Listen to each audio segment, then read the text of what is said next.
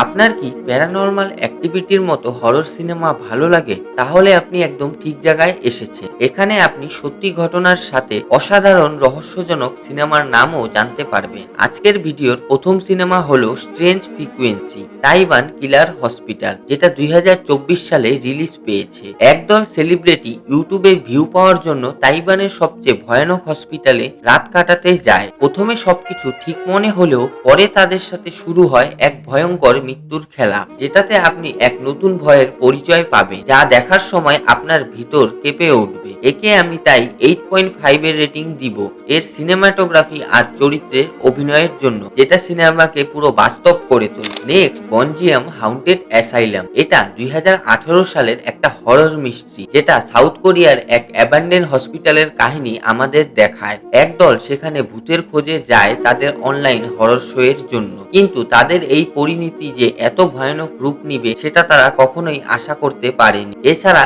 এর মধ্যে থাকা থিম, সিনেমাটোগ্রাফি, মিউজিক সবকিছুই এর ভূতিয়া পরিবেশকে বাস্তব করে তোলে।